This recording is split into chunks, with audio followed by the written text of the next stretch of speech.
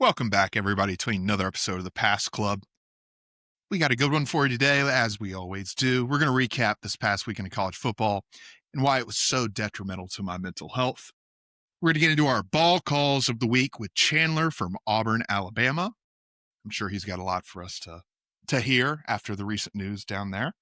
We're going to recap NFL, talk about the World Series, get into our sport court of the week, talk about our good boys, which I have been alerted there might be some drama, so stay tuned for that. And then look ahead to next week's slate of college football, all before wrapping it up with the iconic Blurby Derby. Let's do it. Welcome to the Pass Club.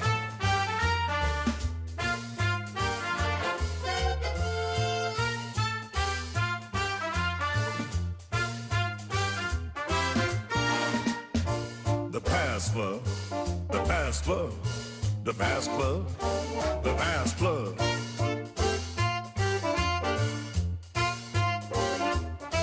Pass Club. The Pass Club. The Pass Club. Hey guys. Hi, gents. Hi. Oh, whoa. Hi. Whoa. Hey. Said at the same time. Hey. So did y'all How's it see? going? No, it's going. It's going. Saw an interesting article. Well, I saw an interesting article today. So, well, in Mississippi, so there was a truck. I think it was coming from Tulane University, carrying a group of monkeys from Tulane University that were being used for scientific research, and it overturned on the highway.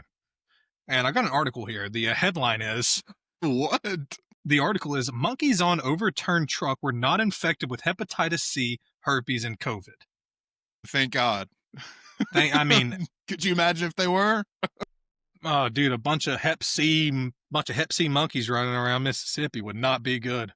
So why did the article feel like it needed to clarify that? So Were there apparently some was that were? Well, apparently after the truck overturned, there was a big old scare in Mississippi that these monkeys were, like they had hepatitis C and COVID and all this other stuff because they were testing, they were research animals. So Tulane University, the Tulane National Biomedical Research Center, put out a statement saying that the primates were were going to other research organizations to advance scientific discovery. They said the primates in question belong to another entity that are not infectious. So the monkeys are fine. I still think there are 3 missing, if I'm not mistaken. Will this start like a colony? Will they start like a colony of monkeys in Mississippi? I mean, all I know is if you're in your backyard and you see something hanging from its tail by your tree in Mississippi, you know what it is. I mean, It's either a raccoon or a monkey. yeah, exactly. So Yeah. just if you're one of our listeners in Mississippi, be on the lookout because Tulane University is looking for some monkeys. Yeah. There will be Also- no Amber Alert for that either, so you No, gotta be no, no. vigilant. Yeah, you gotta be No on the Amber lookout. Alert. I feel like we let a lot slide in the name of science. We do. It's We like do.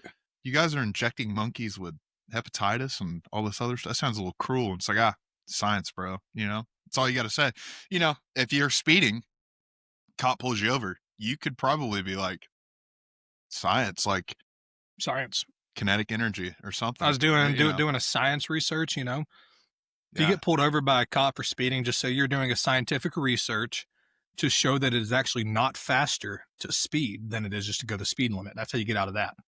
Right. And you'll say, and you're even proving my point because you're going to take like 10 minutes to pull me over. We're going to sit Exactly. here for 10 minutes. That's going to take way longer than if I just obeyed the speed limit. You might actually be able to make a cop laugh with that one. He might let you off. He might let you off. This is- Would you guys let people off if you were a cop ever? It depends. It's like the old Gabriel Iglesias skit where he's like, if you can make a cop laugh, you got a chance. Elkins knows what I'm talking. Yeah. Yeah. Yeah. I would have to be dealing with somebody that's got a good sense of humor. Yes. I wouldn't fall for the bribes or any of the eye candy. You've got to be genuinely funny for me to let you off, I feel like. I'd probably say every time I pulled somebody over is like, what's your best joke? And if it's funny, I'd go complete like Caesar mode from Gladiator. I'd be like, or, you're seated in court to go home, Here's a warning, Just keep her under. Just keep her under. I think that's what I would do.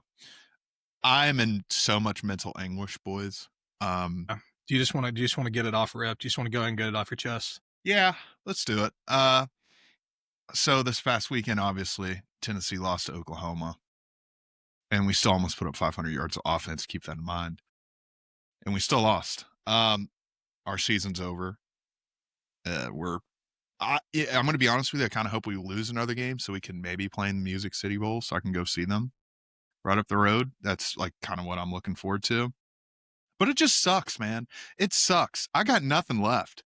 I'm going to have to get into basketball now. You know, Tennessee basketball's playing tonight. I mean, I'm Vols are playing right now at 33-21 at half. 21. I'm going to have to get into like that. It's November 3rd. And I got to start watching basketball. Do you know how sad that is? There's no shot. None. We blew it. We should have won that game. And we blew it. I knew we were in trouble when we just kept turning the ball over in the red zone. And I'm like, oh, we're doomed. Because it easily should have been 17-0 at one point. Joey, I don't know. Very strange. I have never seen him look like that. Didn't look like that in the Georgia game. Didn't look like that in the Alabama game. Hadn't looked like that in any game.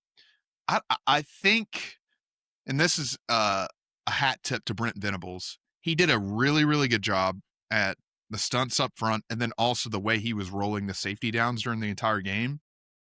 I mean, I was sitting back there and I'm trying to get a read on them. I'm like, I mean, they're ducking and dodging and dropping it. They were disguising their coverages so good. I can kind of see where Joey struggled, but some of the throws he made, were head scratching. Like honestly, I think he just kind of panicked, and that, yeah, like I said, I think that's the first game that he's done that this year. So it was really weird to see. But yeah, Tennessee season's over. And I'll say this: Josh Heupel on his own his own entity, as his own head coach, is not on the hot seat, right? He's not, nor he should be. His seat is getting warm, not because of his coaching, but because of his coordinators. That's what it is. And I think we talked about this last week. Whether you like it or not, you kind of saw it with James Franklin at Penn State. When you refuse to make a change, eventually that's going to come and bite you in the butt. So there's got to be some moves made, especially on the defensive side of the ball for Tennessee regarding Tim Banks. You just can't keep the same guys up there if it's not working. That's like ludicrous. So yeah, I love Heupel. He's brought us back from the dead, but you got to have a little bit of foresight and understand if you don't fix the problem now, it's just going to grow and get worse and worse until the point where you're going to lose your job too, which I don't want to happen. I want Heupel to be at Tennessee for as long as he wants to be at Tennessee. But yeah, so I'm dead inside a little bit. It really, really sucks. So yeah. On the bright side, y'all still have Tony Vitello. Oh, wait. I know. And I'm a Titans fan, and we're That terrible. was a low blow. That was a low blow. It's I'm brutal. sorry. Tony was at the game Saturday. Ooh. Is that why y'all lost, you think? You think he brought some, like... No, but it is weird. It's like... San Fran douchebag energy like with him really, or something? That's really soon, bro. Like, you just immediately came back. I know you love it, but like... Well, I think, okay. And not, he will I'm be Tennessee. indebted. He'll be indebted to Tennessee for as long as he lives. You know, those championships brought him that opportunity. You know, winning, people are attracted to that. And he was probably the best winning college baseball coach in recent memory for me, especially my opinion. Just, but yeah, cultural impact too. I mean, but you've never seen a guy bring that much impact in terms of a sport like baseball. You just don't see it. No, but, and I mean, I remember, Lord Dillon, what was it, two years ago when I was talking to you about Heupel, when I told you, I don't think Heupel's the guy for you guys.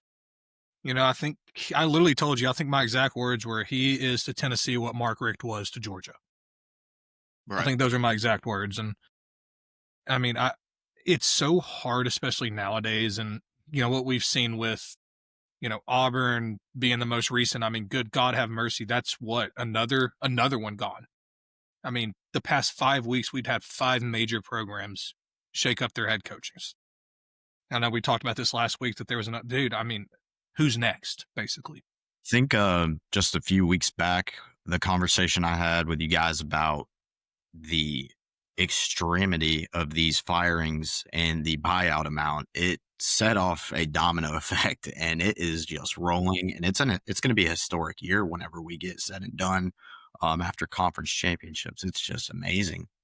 And I mean, think about the amount of money that's going to get moved between, like you said, all the buyouts and hiring the new staff, and then the schools that lost the coach having to hire a new staff. I mean, and then that opens it's going to be chaos. I mean, you could buy the top class. Yeah. With all of this. I mean, I don't know. It's hard. It is hard to imagine these coaches are feeling sad with the amount of money they're about to be making. Yes and no, but I mean, these guys are driven. They're all very motivated to be. I mean, these guys don't sleep some nights. They put their balls on the wall for their program. What I'm really interested in is these transfers. This portal could be all time big. You know, they're already hitting the portal. These coaches are getting fired. They're going to their second option that didn't fire their coach, or maybe their second option fired their coach, and so on. You know, Bama and LSU, we're almost competing for every 5-star that's Alabama West towards Texas. You know, we're in the conversation. So these LSU kids, you know, they're in the market. It's going to set LSU back hard. It's going to set Auburn back hard. It's going to set Penn State back hard. And it's going to be cool to watch if you have a coach. If you don't have a coach, it could be a long 5 or 6 years until you get a full recruiting class in under your new coach. And that's the standpoint right there. I mean, when you fire your head coach like that, I mean, Dylan knows this better than anybody else. You open up the door for just years and years of subpar mediocrity and pain and suffering. In our case, nearly 2 decades. Oh yeah. Bro, brutal. Philip. And I've seen good times recently, but I don't know this year. And it is like a filler year because Joey, the whole Nico thing, it ended up being a filler year, but you never go into the season, you know, calling a spade. You always think you have aces, and then when other cards get laid down, you're like, all right, maybe we got it too. But I mean, yeah. Every single week, I am even more grateful that the University of Georgia found Kirby Smart, and that Kirby Smart has panned out. Even though that Kirby Smart's not going to leave. Oh yeah, and obviously he pisses me off. He pissed me off this past Saturday. We'll get into that. But you're winning. But you're winning. We're winning football games. That's all that matters. That is all that matters at the end of the day. Georgia's winning, but Kirby Smart cost me and a lot of other people some money by telling Gunner, shit, should we just go ahead and get into it? Go ahead, Mal. You're itching. Go for it. First and foremost, Georgia survives again. Kirby said it best, they're the cardiac kids. I don't know what to think about these kids. I really don't. I look out there, I look at a defense that just seems to be running around. They're not gang tackling. They're not getting to the ball. Defensively, it's just tough, but somehow, some way, they're just not allowing points. Now, given Florida's offense is not very good, and Florida's defense is very good, and I pointed that out last week. I said that's really where this game will be won or lost, is how good Florida's defense played, and damn, they almost beat us. Keyword there, almost. I think that's, 2020? That's 5 in a row now. I mean, that's one of those games, too, Mal. I don't think you can think too much into it. It's a rivalry game. Well, typically I wouldn't think too much into that if Georgia has just looked dominant all year, but they have not looked like a dominant force this year. And part of that could just be because it's a very young defense, which it is a very young defense. There's still a lot of talent to develop on that defense. We've got a lot of players playing that shouldn't be, but when I look at Georgia's defense, the only player that I look at on the field and go, that guy is an absolute dog, and I trust that guy with my life, is C.J. Allen. It's the only guy out there that looks like he is playing with his hair on fire 100% of the time. Yeah, he made some good plays from what I saw in that game. I definitely made a point in a group chat saying, where'd this cat come from? Because he is the only player that I saw on Georgia's defense that's not like the rest of them. And that's uncharacteristic. Normally, Georgia's got like 6 or 7. Damn it. I did it again. They have like 6 or 7 of those guys that are like, they're not like the rest of them. Typically it's like the Kendrick song. They're not like us, but they are like us. They are like us, and they might be better than us this year. From the Bama fan aspect, I'm seeing things that Georgia's doing that I think Georgia's probably the hardest team in the country to beat bad, but they are beatable. Yeah. But you're not going to go out and that's really interesting. Bama, I would love to see Georgia again, but I don't think we're going to beat Georgia by 2 scores. That's not going to happen. Georgia could much so beat Bama in a rematch. It is so hard to beat a team twice, especially a talented team as Georgia. So I'm sitting here like, let's go neutral site with Georgia at Bryant-Denny East, but it's a rematch. Historically, rematches are really tough. Or we're playing Texas A&M, who's probably the toughest team in the trenches this season. So it's a little we'll see how the season develops. Bama has to win a couple games to get to Atlanta first off. So it's a race at the top. The SEC's been fun to watch this year. And I will say, Dylan, you mentioned Tennessee's eliminated. I think they are too, but not 100%. It is not over we yet. Are. There we are. There's too many. Chaos. I feel like there's way too many 2-loss teams right now. That this year feels like more than any other year. There's so much mediocrity. It's kind of and here's why I'll say we're eliminated as well. We're Tennessee. We're not getting the benefit of the doubt over anybody. Nobody. We have 0 ranked wins. We have none of the teams we have beaten have winning records. Like we have quite literally nothing on our resume. Nothing. And we don't have tough games until Vanderbilt, which is the last game of the year. And I want to go back and correct something you said. It's not mediocrity you're seeing, it's parity that we're finally seeing in college football. It's Bama, I think just a lack of dominance. I don't know. Yeah, it's the parity. It's, Bama doesn't have 55 stars running around. Georgia doesn't have 55 stars. Ohio State doesn't have all these 5 stars. But they do have a schedule full of teams with no pulse. God have mercy. We talked about this last week, but I'm still waiting for Ohio State to play a legitimate contender in this 2025 season. Hasn't happened. Will not happen. They'll have to face Indiana. They will. They will. That's going to be a buzzsaw. That's going to be an awakening, I think. Now, I still think Ohio State will win, but I think it's going to be maybe they get punched in the mouth early, and it's like, all right, we got to get our feet back underneath us here. Dude, I don't know. Like, with the way Indiana is currently playing, and I know we've said, they haven't really played a lot of good teams. They've had one true test, and it was Oregon, took them to overtime. But, we keep saying it week in and week out. They are beating teams the way they're supposed to be beating teams. Right now, I think if you put Ohio State and Indiana on a neutral site field, I think Indiana is a 3.5-point favorite. How do we feel about Mendoza's stat padding? Heisman. Curt Cignetti's a man of the... Curt Cignetti wants his guy to win awards. That's true, but it's like they're up 30-something points in the fourth or something. He's still playing. I'm like, ooh. And he's like running the ball. I'm like, I don't really have any issue with it, especially in modern day college football where you're trying to keep your players happy. You're trying to keep your starters happy. You're trying to get them as many touches as you can possibly get them. I really don't have an issue with it. In the past, I think we wouldn't be having this conversation. I think they would have been out of the game. So I just think it's a sign of the times. I think it's all dependent on the result. Indiana wins 55-10 and Mendoza stays healthy the whole game and stat pads, that's great. Indiana wins 55-10 and Mendoza suffers a season-ending injury. All of a sudden, Curt Cignetti looks like the idiot. And he is the idiot. Why is your quarterback out there up 30? Why? You won the game. It's very up to the eyes of the beholder in this situation. I'm one to say, like, Jayden Daniels last night, for instance. He's not going to play another game this season. His team had no chance of winning. So they were down, 28? Yeah, more? It's all dependent on the situation.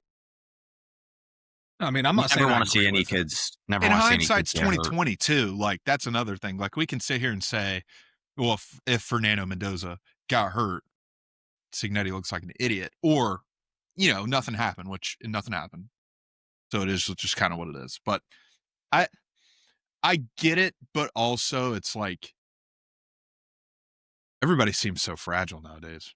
Everybody's getting hurt, dude. It's left and right. It's brutal. Well, it's and I mean, everywhere. like in the SEC, coaches in the SEC, like Kirby Smart, DeBoer, like they're not going to do that. You know, they're pulling their guys.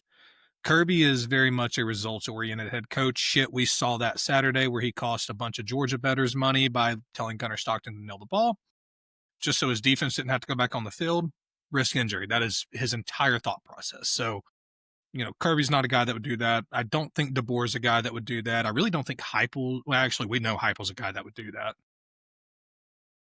Run the score up. I don't think we have. I mean, I could probably point out one or two games. South Carolina at home 2 years ago, I think, or it was Missouri. That's not like unwarranted. That's not like unwarranted. Everything's warranted. It's not like he's just doing it to do it.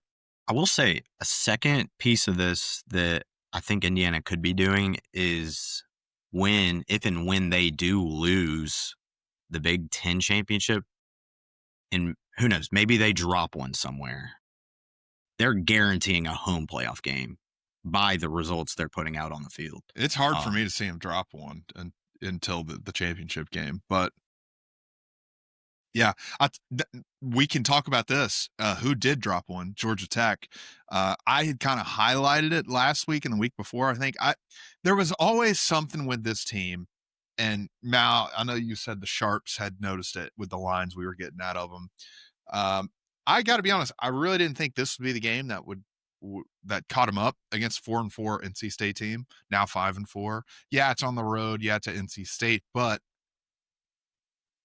top 10 team supposedly shouldn't struggle with that. And there were times they just got kind of dominated, and yeah, I saw it coming. I'm not that surprised. What are your guys' take on it? I think when you look at the kind of team that Georgia Tech is, and I don't want to say Georgia Tech's a one-dimensional team, but I think they are a little bit more of a one-dimensional team than a lot of other teams with their quarterback and the quarterback run game. I'd be honest with you, I watched the end of that game, but you've got to wonder where Haynes King's legs are right now. Offensively, you've got to wonder how tired he's getting, but I mean, he's doing so much. Yeah, I mean, how many carries did he end up having this past Saturday? I will go ahead and say, I think Georgia Tech defensively, it looks like they're walking around on eggshells or splinters or both. They can't buy stops. They're really struggling. You mentioned, are the wheels falling off for Haynes King? But this defense looks like they played a game at noon and then turned around and played another one at 6:30 against NC State. They looked like they couldn't buy a stop. It was pitiful. And I want to clarify. I'm not saying the wheels are falling off for Haynes King. I'm just wondering how his legs are doing, right? I mean, he carried the ball 20 times in this game.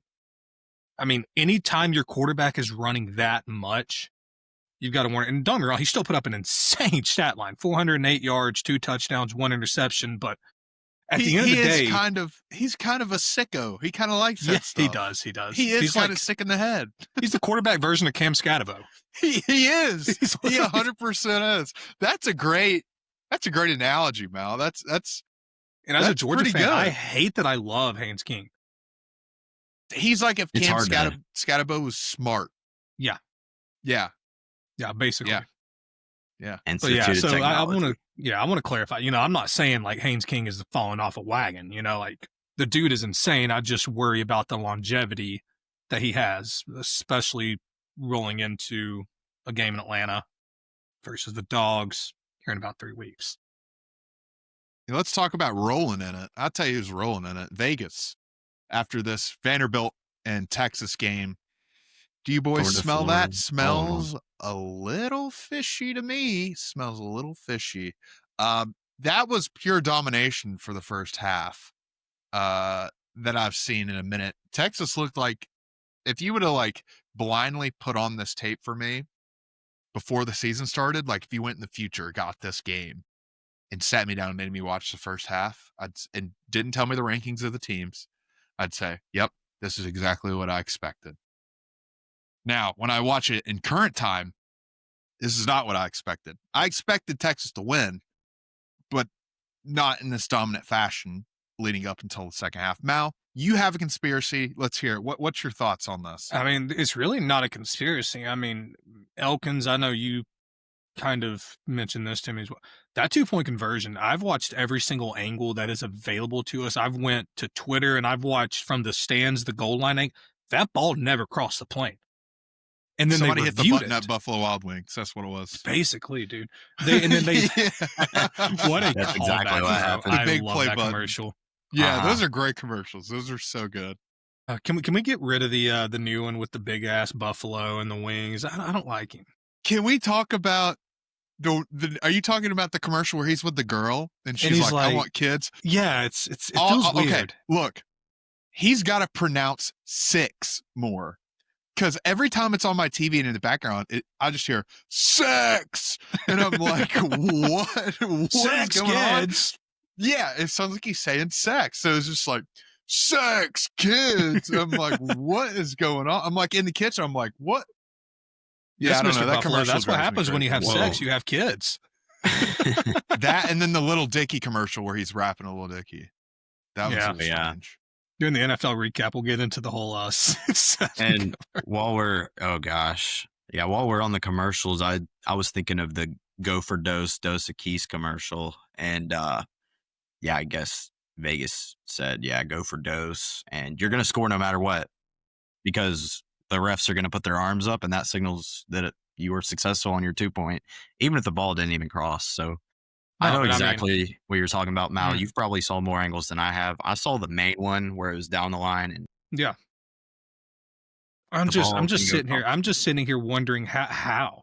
Like, I get calling it a touchdown on the field in real time. I mean, that's a hard call, but we have all these camera angles, and y'all still can't get that right. I mean, it's not like it was like too close to tell. I mean, it is blatantly not across the goal line ever. Like, ever. So, I mean, that's mine. I mean, again, it was a rough beat weekend for me as somebody who had Texas, I think, what was it, 3.5 or something? Yeah. Yeah, that was a rough one.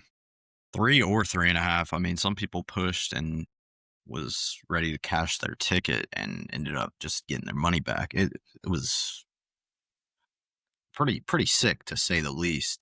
Very sickening. It was a sicko weekend of football, all around. And let's talk about Miami and Carson Beck. I feel dead inside because my team's seasons are over. I don't know if I've ever visually seen somebody that dead inside than Carson Beck in that post-game presser. Said the sloth. He literally looked like he was just craving death. Like he had nothing left. We had another great Carson Beck post-game interview quote too. Oh, what was it? Did you not see? I'm sure I heard it. He goes, "Well, I just ran what was called." Yes, I saw this. Another just beautiful showing of the true personality of Carson Beck and who he truly is, which is a dog shit human being. Just not a good human.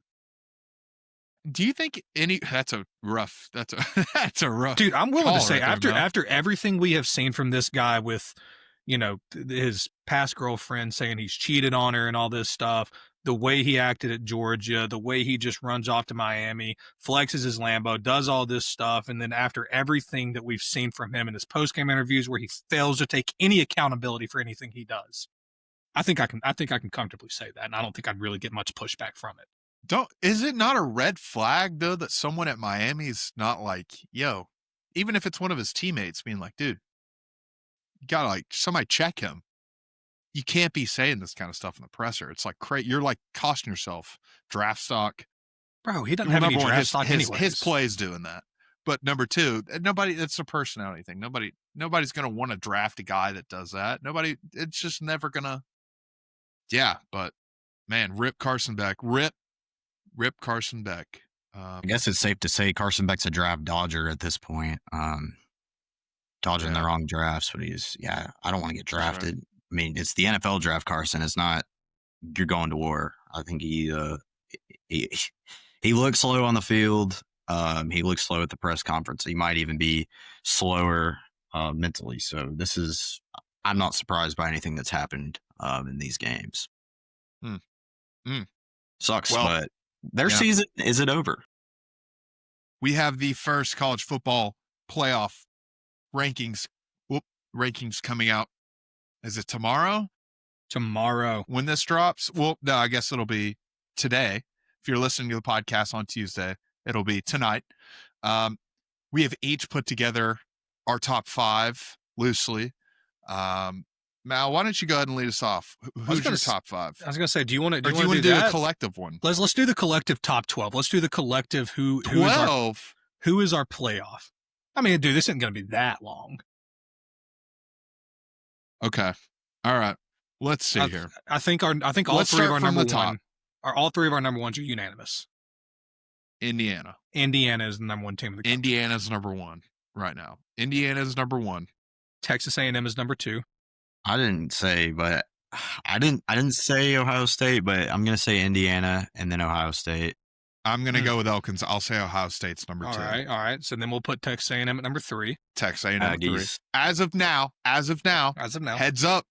They're in a sticky spot this weekend. We'll get into that in a minute, probably.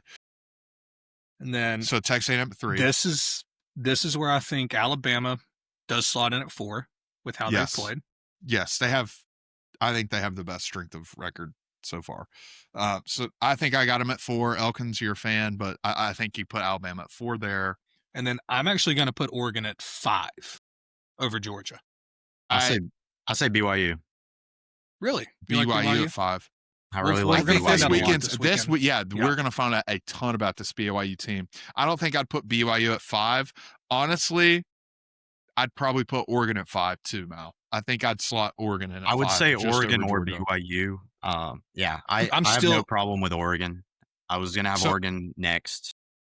So Elkins, would you say on a neutral site BYU would win against Georgia? Is that what you're saying? See, that's how I think about it. That's how I think about it. If we're ranking these teams, who would be favored, what in the matchup? That's how I think about it. I think Oregon would be favored in a matchup against Georgia right now. I believe that. I do think that. Yes, and I think Oregon would probably beat them on neutral. I will say I do base my opinion on the Vegas lines. Last year when Bama got snubbed, was Bama going to be a favorite against SMU? Yes. Did Bama deserve to get in the playoffs? Absolutely not. So I think BYU's done more to deserve being in the playoffs. I do think Oregon would be a favorite against BYU. So I'll agree with you guys there just for the sake of the 6. I'll say, I'll say, I'm going to put. I like BYU 6. Elkins, you put BYU at 6 too?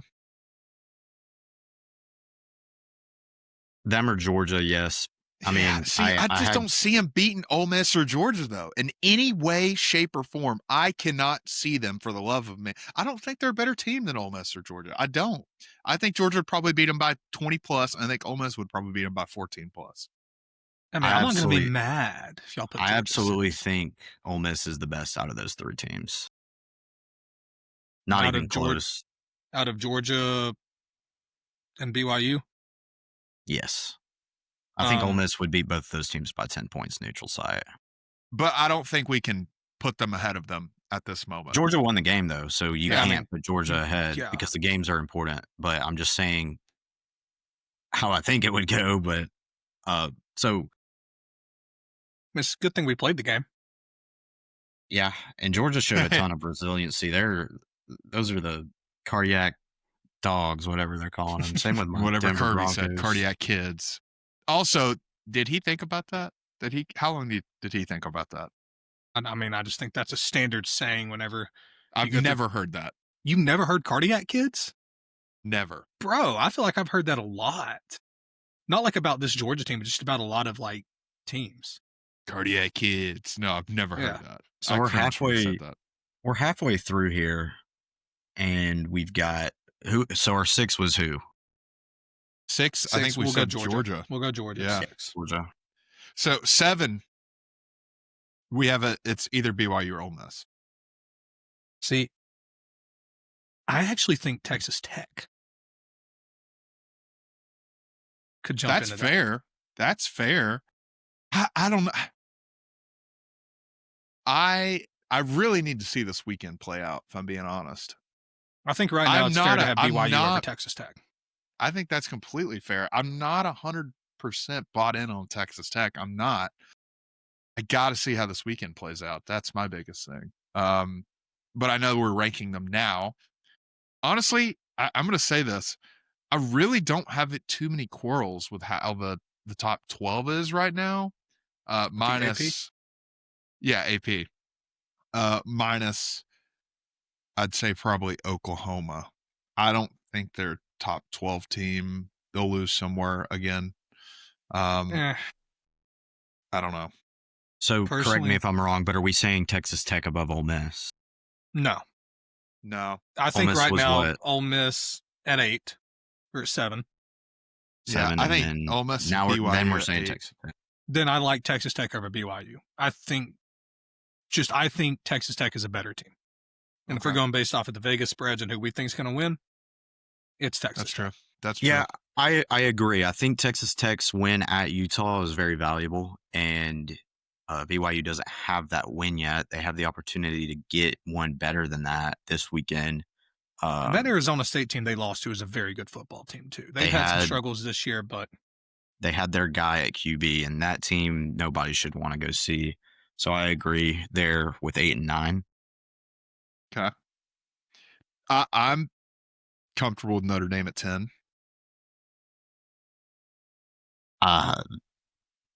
If you're weighing these 2 lost teams, it's got to be Oklahoma. Notre Dame.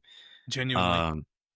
Notre Dame beat a 2-loss Miami team. Now I think they lost to Miami actually. So that loss looks a little bit worse, if anything. Well, I don't think you're giving Tennessee enough credit here, Dylan. I don't think Oklahoma is that good. I don't. I just don't think you're giving y'all enough credit. I mean, y'all are a good football team. Y'all took Bama to the wire. Y'all took Georgia to the wire. I mean, y'all are a good football team.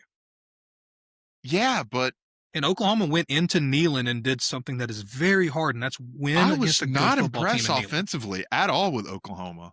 I really wasn't. And I think a lot of our turnovers that we shot ourselves in the foot. I mean, I think all 3 of those turnovers, for the most part, were like just complete misfires. Like, it's not like they jumped a route or anything. I think they were just complete misfires. You had the fumble, which he should have been tackled. You had both the interceptions Joey threw, where I just don't know what he was even doing.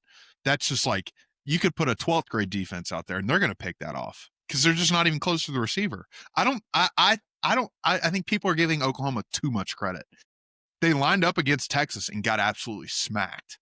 They got smacked against Texas.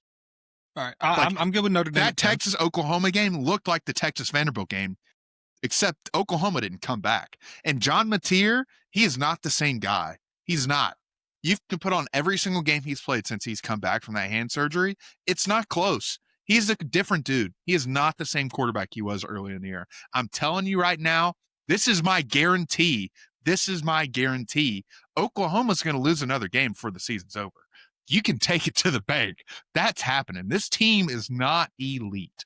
That's not a very strong guarantee, brother, considering they got Alabama coming up here in a couple weeks. Well, if we're talking about in the top 12, that's my guarantee. Guarantees are supposed to be something you think is 100% going to happen. I think it's 100% going to happen. I hate to say it, but I believe Oklahoma would be a favorite in a neutral site game over Notre Dame.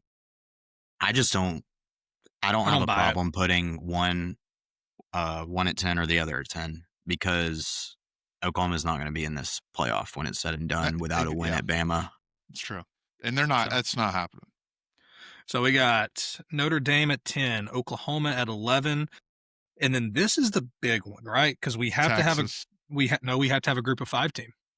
Oh, if this is like our playoff, like this is what the playoffs would be. See, here's my issue because you have this Memphis team, right? You have this Memphis team who is 9-1, right? 8-1. But that loss at UAB is so bad. They lost to an interim coach on the road against a very bad UAB team. That's a terrible loss. And I mean, if you look at Cincinnati's loss to Utah, a good football team, and then Nebraska, who started the season pretty hot. They got beat so bad Saturday. They did get beat. Cincinnati got beat very bad. They did get beat very bad. It's a super tough spot for this group of 5. I mean, right now it's got to be Memphis. I mean, Memphis is the 12. You have to put them in Memphis, but I am surely rooting for James Madison. This team beats teams bad. They're really good at football, but they're not doing anything in the playoff. But I want to see them in there. I also think that James Madison's schedule's not. I don't think it's strong enough to get them in, even if they do win out. Sun Belt's, it's a bottom tier FBS league. I mean, there's one team. I was just going to say, there's one team that not a lot of folks are talking about. Here's my thing. Texas is going to take that spot that Oklahoma has. They're going to take that 11th spot, I think, by the end of the year. I think that's pretty much a guarantee at this point. I would agree with that. Pending a win at Georgia and A&M. That's the thing. They still got to go. They still got to go in 7:30 and play in Athens. They will damn sure be top 8. Winning both of those games, they will get so much love and credit for those wins. And I forgot about. I think Texas is going to beat Texas A&M. That's where my mind's at. I think they will beat them. I forgot about the Georgia game. But that's the thing. If they lose to Georgia, that's that is a brutal stretch. Oh, that sucks. Yeah, I mean, what you got? Because I mean, Texas A&M. They got South Carolina this week. Or next week, and then they got Samford, then Texas. I'll be glad when we don't have to do this group of 5 stuff. I don't mind it because you're just wasting a spot. You're wasting a spot. Yes and no. I mean, if they're undefeated, put them in. If we're putting in a team that got beat by UAB and an interim head coach at UAB, that's laughable. They're going to lose 63-0 in the playoff. It's going to be a Georgia TCU. Even though that was a national championship, it's going to be that style game. It's going to be so boring. It's going to be. You might as well put it on freaking TNT. Nobody's going to watch that crap. Well, to be fair, if you look at the playoff games from last year, they weren't much better. They really weren't much better.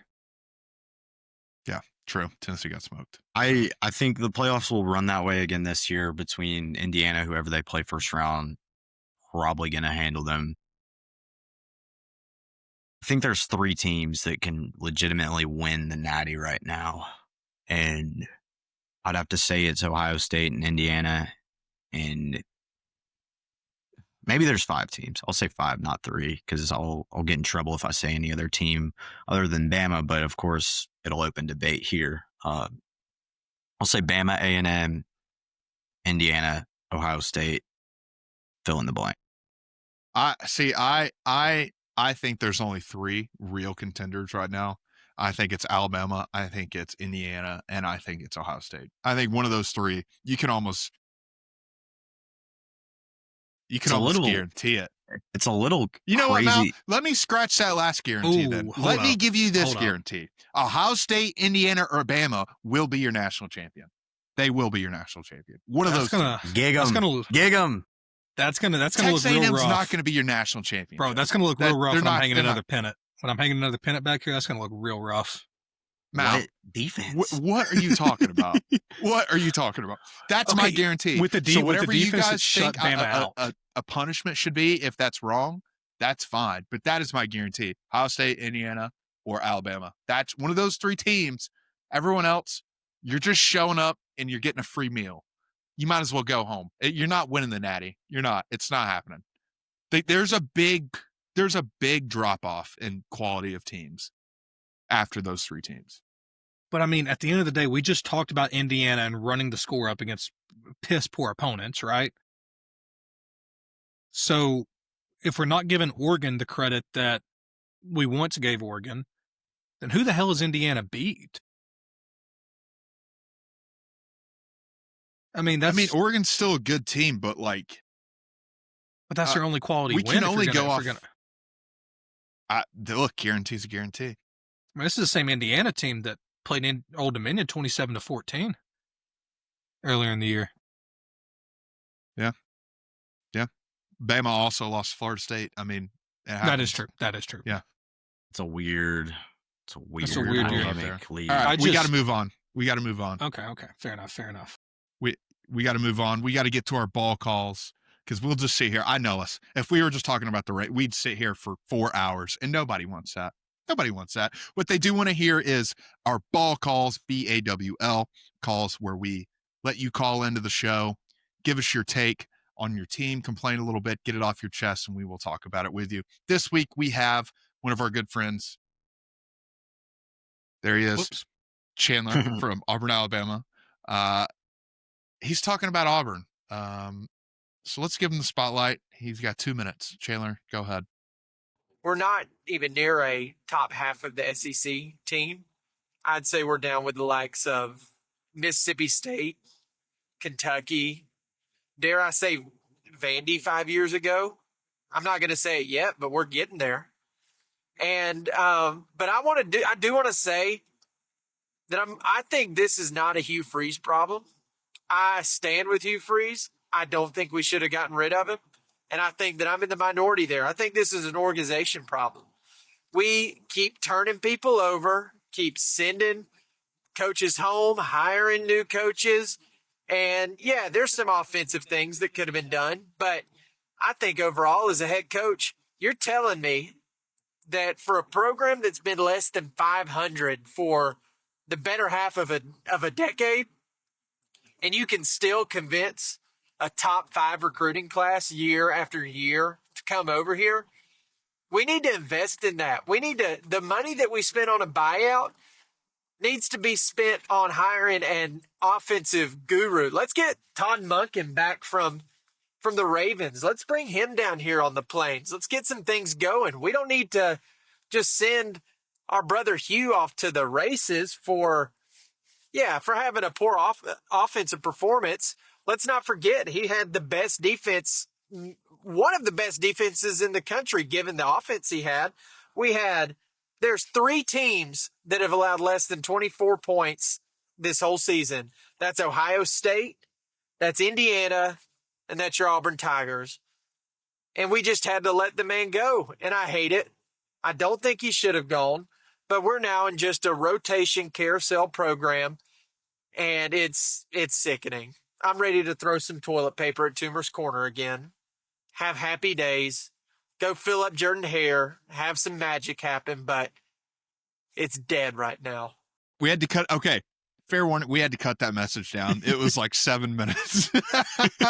So Chandler, thank you so much. We love you, Chandler. Love you, brother. I did not know that stat about the defense. Yeah, that is true. Wow. If he wasn't going to say it on the phone call, I was going to say it right after. Wow. That's crazy. But true. Wow. But I mean, I 100% agree with everything he's saying there. I think I do too. I don't think I think every single one of his points was valid. And that's where, exactly what you're saying, Dylan, with the coordinator situation and everything. Who the hell are you going to go get? Like, you've seen, if you're a head coach, you have seen what's happening at Auburn. You have seen, 3-4 head coaches in the past 10 years? Yeah, it's a lot. I mean, it's like you said, it's sickening at this point. I mean, if you're an Auburn fan. When I saw Auburn fire Hugh Freeze, it was basically them throwing Bama a bone. Like, y'all are going to get us this year. Like, we don't have the team to keep up with you. When me sitting here thinking, if Hugh Freeze is coaching the Iron Bowl this year, they're going to beat Bama. That they were so close 2 years ago, and they're going to be close this year. And the thing about the Iron Bowl, that game is more significant to coaching security than any other game of the season. And they didn't even make it to that game, which losing to Kentucky is horrendous. Doesn't get much worse than that. If he had managed to beat Alabama, that is such a big swing for their program to keep the energy and have a good morale going into next year. And they didn't even get the opportunity to have that for Hugh Freeze. So that's how I see it. Yeah, and I think there is something to be said about college football in today's society. There is so much turnover and there's so much external pressure, and you see it a lot more if you're on the inside of these programs. You really not giving anybody a chance. How many years was Hugh Freeze at Auburn? How many 3 years? years, I think. Three or four, Elkins? This would have been his third year, I want to say. Yeah. Carson was not Or that long third ago. Iron Bowl. No, he wasn't even there for 3 full years. That's crazy. That's crazy. Like, it's different than the James Franklin situation. It's different than a lot of other situations we see. Not LSU. I think specifically in the SEC too, there is such win now pressure that it's turning these programs into, the end of Avengers Endgame, like snap dust. They're setting themselves back over and over and over and imagine this. Imagine, you remember John Wick 4 when he's climbing up those steps and he keeps getting kicked down this long, he just keeps getting kicked and he keeps fighting back, keeps getting kicked. They're kicking themselves off the step every time. How do you expect anybody to come into any program, especially one that's down, and turn it around in 3 years or less? That's not how it works. It'll never work like that unless you're Kirk Cignetti. But 99.9% of the time, if you're inheriting a bad program, it never works like that. And these people seem to have, they've forgotten it. Well, I was going to say, I mean, I agree with you, but to play devil's advocate here, I think Auburn is one of the few programs where you could pull a Kurt Cignetti type turnaround. They have the money. I mean, there's no question that Auburn has the money to go out and, buy those top classes every year. I think the only thing you're going to see now is it looked to me like Hugh almost wanted out with the way he was handling his press conferences with everything. It just almost feels like he wanted out. And we've talked about it a lot, the mythical boosters at Auburn. You almost just wonder, and, we might have some information that Billy Napier might have, been contacted by Auburn and turned it down, back while he was at UL Lafayette. And you just have to wonder what coach is going to want to step into that. Exactly. Why on earth would you willingly go take this job? Setting a terrible precedent. You're going to get fired. And it's, to me, unless you're a top tier coach, that's kind of how the Florida job feels. That's kind of how the LSU job feels. If you're not able to step in and bring them back to the top 10 year round, playing in playoffs year in and year out, I mean, why? Why would you leave your spot now? Say if you're a Kenny Dillingham, right? Why on earth would you leave Arizona State to go to Auburn? Why? If that's money, money. But here's the thing, Mal. Well, I guess the buyouts now, you're getting $50 million to suck for 3 years, and then you get to go do nothing for the rest of your life. It's a sick world we're living in. It's a sad world we're living in. I think Chandler was 100% right. We're cutting people's throats way too quickly nowadays, and it's very sad. These men, these grown men who devote their lives to it, we say it all the time. When you're around college programs and you see how much time coaches put in, it's sad to see. It's really a disregard for that.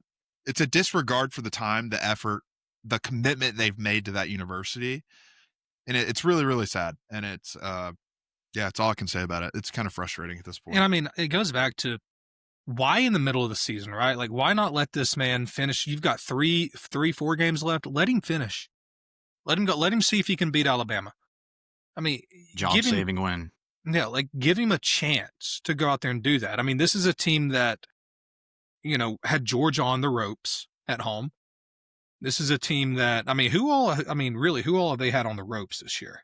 I mean, it feels like every single week Auburn is so close to Missouri. It just feels like every week they're so close to beating a good team. And guess what? We'll never know. That's the thing now. We'll never know if they were really close to taking the next Oklahoma, step. They lost Oklahoma 24-17. Yeah. Bad refs. I think there was an element of bad luck for Auburn this year as well. Yeah. such more bad luck than you see with any typical team, which Auburn's had their run of good luck in the past, so I don't mind it. Honestly, but I don't really feel bad for these Auburn fans really ever in my life, but I do. Here's a little nugget. These seniors at Auburn have only watched their team win 4 home SEC games. I think we pointed that out, but every single week it just gets funnier and funnier. How do you not feel bad? Well, I can tell you why. Elkins doesn't feel bad for him. You've never seen your team be bad. I don't feel bad for him either. I do. You got to feel for dude, it is not easy when your team sucks for so long. It sucks. You do know that Georgia Auburn runs deeper or runs further back than Alabama Auburn. Iron Bowl. It does. I don't know. Well, yeah, I mean now, but yeah, I mean, it's brutal. I don't know. I feel bad for Auburn fans. I want them to turn it around. Yeah. I think it was a mistake to fire Hugh Freeze. I feel bad for my family members that root for Auburn, but I don't feel bad for any of their. I feel bad. I got students. a couple Auburn friends. I feel bad for them. All right. No. Let's see. There you go. Let's get into NFL this past weekend. Crazy weekend this weekend. Let's kick it off with Ravens. It was kind of weird for me to see when I think it was last night's game during the Chiefs and Bills, not last night's, but afternoon, whatever you want to call it. But when they put up the graphic and it said in the hunt, and then you just had the Ravens 3-5. That's such a crazy graphic to me, but I'm terrified. Yeah, that just shows you how crazy the NFL is this season. Yeah, I'm terrified. Yeah, Mal, your guarantee is aging poorly. You're going to watch the Ravens win 4 more games. What was he that? said? The Ravens missed the playoffs. We're gonna miss the playoffs. Listen, I made that when they were like 1-4. The Ravens are gonna win. They're gonna rattle off 4 more games in a row here, for sure. You need them to lose 3 of the last 5 games. If they win 3 of the next 5 or 3 of those last 5 games, it will be close. Dude, if they win every game except one for the rest of the season, you know they're in the playoffs and probably winning the division and hosting a couple games in the playoffs.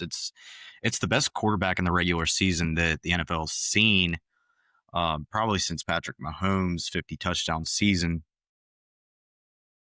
Lamar's just been really phenomenal when he starts these games. I saw a stat; he's like 74-20 as a starter for the Ravens, and the Ravens are like 5-12 without him. It's did we decide on that punishment if they do make it? I don't know, Elkin. Do you like self-sanctioned last time? It was on the fly. I was watching Georgia pull away and take that 10-point lead, and I said, you know what? I need to pay it back to these people that I have misled. And Buffalo Wild Wings was like the Batman symbol in the sky, I guess. Well, I had a thought that if the Ravens do make the playoffs, right? What did we say? Yeah. Did we say 5,000? I think you said 4,000, but either 4, way, it's a lot. So I have to go into a bowling alley, and I cannot leave that bowling alley until I hit 5,000 pins. Which I don't know if a lot of people know how bowling works, but if I were to bowl a perfect game, that is how many games? How many pins are in? That would be 17 games. That would be 17 games that I would have to bowl if I bowled a perfect game every game. There's got to be some other element to this, right? Because that just sounds fun. Yes. I don't know. Yes. Yeah. So for every beer I drink, my current game is multiplied. It's like my current. That seems too easy. Seems too easy? Man, that just seems like a good time. That doesn't seem like a punishment. Elkins, does that not just sound fun? Like, yeah, hey, Elkins, if I called you tomorrow and I was like, hey, let's go to the bowling alley. We might play like 10 games and we'll just drink a lot of beer. You'd be like, yeah, yeah, duh. That sounds way too enjoyable. It's got to be something miserable. I mean, I don't know, dude. After like game 20 and after my like 10th beer, I feel like that'd be pretty miserable. How hard is it to break? Is it 300? What's the score? 300 is a perfect game. Yeah. 300. So perfect? To put this, I'm in a bowling league every Tuesday night. My average is 125 pins. Let's say, Mal, then let's say this. You have to bowl until two things. You got to get there early. We'll say on a Sunday. And you got to get there early, and I think you got to bowl at least over 2:30. How long that takes you to do? Dude, that's the thing that I feel like that's easier if you want the God's honest truth. Because you can really, you think you can get in the zone and get that? No, yeah, as somebody has been bowling for the past like 7 weeks, like I forgot that you bowl like dude, weekly. like it's one of those things where like I could definitely luck up and hit that, but like 5,000. We got to come up with something though. That's not dude. That's hard. what I'm saying. Yeah, but I'm thinking of something that's like going to be grueling. You know, like it's after like at my current average, right? If let's say 8 strikes in a row. Yeah, let's say I bowl a 130 every game, right? That would be 39 games that I would have to bowl. I'm just thinking of ideas of what people would enjoy watching. Yeah. I thought people would enjoy watching me suffer through some wings. But maybe the right question is to ask, what do you guys think Mal should do when the Ravens make the playoffs? Put it in the comments. Whatever comment has the top like, I'll do no matter what. We'll do one of those little. Okay. Sleep with a homeless person. Oh, God. Yeah, I've seen the ones where it's like flee to a third world country and take up a new life there. Yeah. Mal the next week's going to be like, what's up, guys? And I'm in Albania. Like, how's it going? I don't even know if that's a third world country. I have no idea. Real quick, what third world country would y'all want to go to if you had to live there for the rest of your lives? I feel like I need a list. I don't know. Chad. I'd go to Chad. Chad. Well, I mean, that is your name, you know? I don't know. What would you consider third world? Madagascar. I don't know. I'll pull up a list of third world countries. Rhode Island. Jesus. So like we're talking. If y'all want like, okay, would y'all want to live in Africa, Asia, Latin America, Caribbean? Like where? I think Asia. Asia. Okay. So you got like Afghanistan. Wait, Afghanistan? Yeah. Like, yeah. Afghanistan. Technically, so it's Asia. Technically, yeah. You've got Afghanistan, Bangladesh, Bhutan, Cambodia, India, Indonesia, Laos. Now, keep in mind, this is all AI. I do not know if these are actually truly third world countries, so do not come at me. Laos. Speaking of AI, I go to Laos. I've heard pretty good things about Laos. I feel like. Speaking of AI in Auburn, we've got to. His farewell letter was. Yeah. I saw a thing. It was 99.9% sure it was AI generated. Honestly, why would you take the time? They didn't give you any time.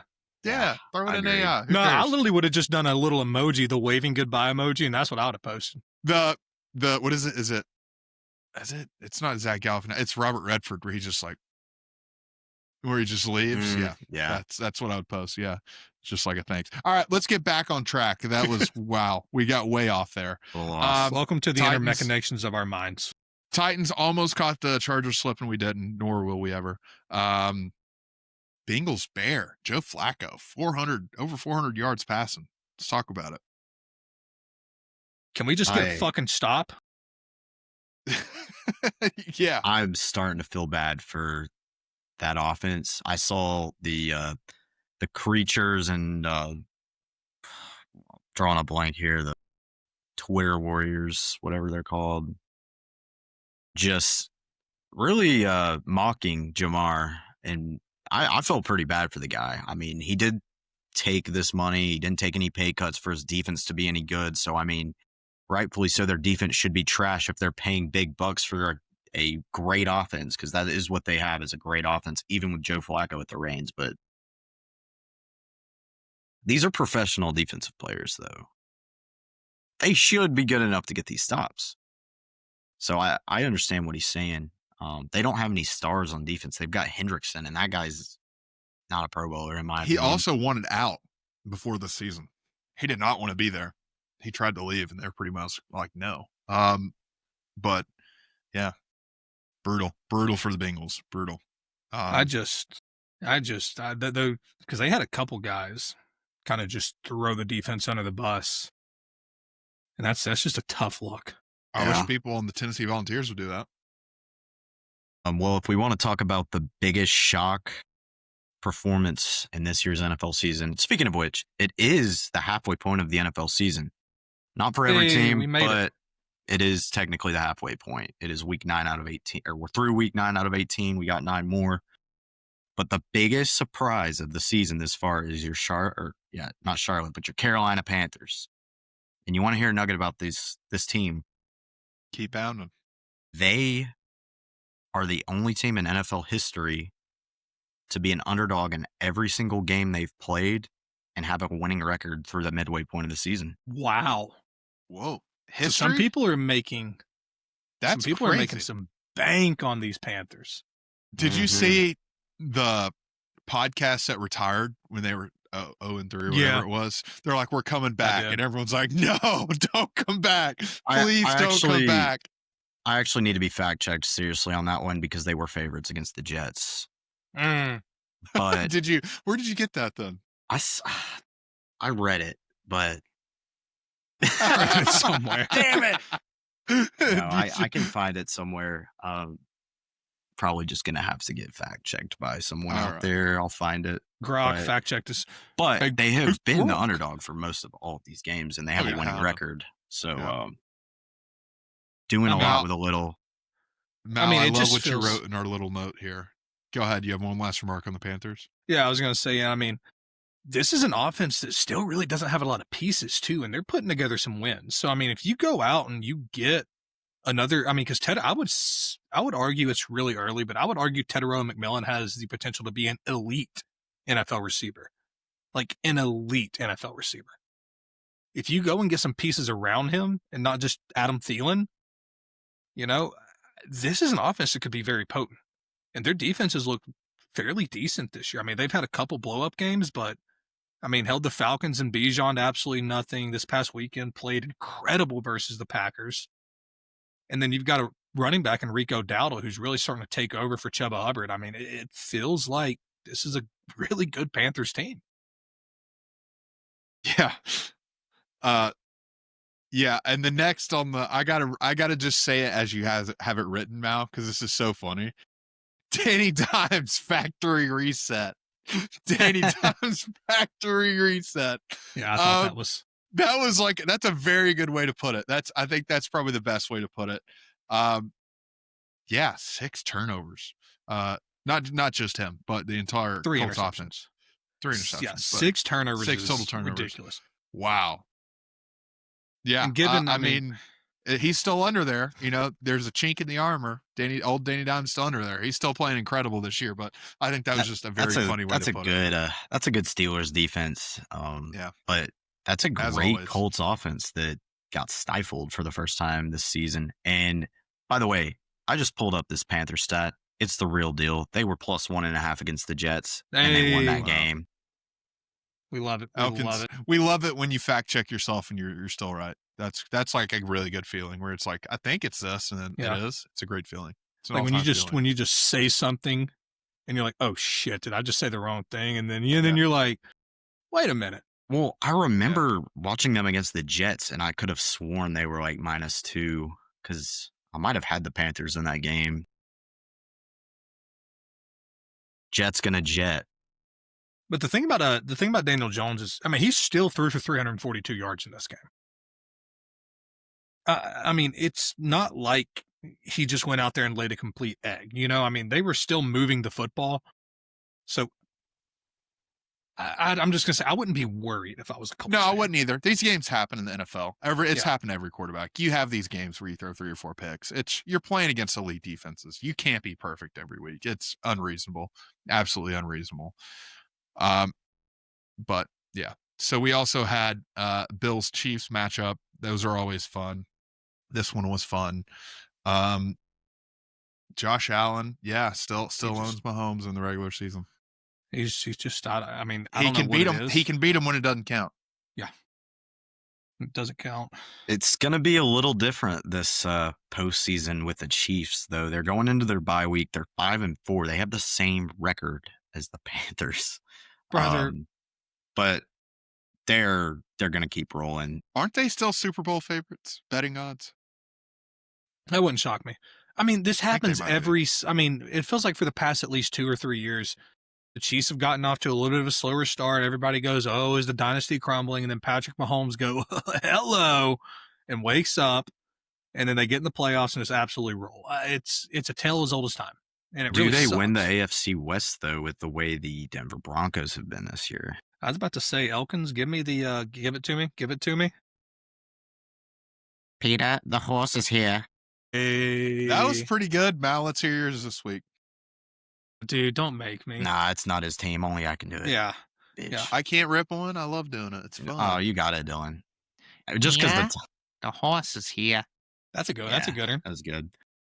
No, I was doom scrolling the Broncos schedule as one does. Yes. Just to forecast what our record could be at the end of the year, and I came to the conclusion that we're gonna drop one we probably shouldn't drop, but we're gonna win one we probably shouldn't win. And I'm gonna say we split with not with the Broncos. We split with the Chiefs, and if we can split with the Chiefs, I think that will be good enough to get us to a 13-4 finish.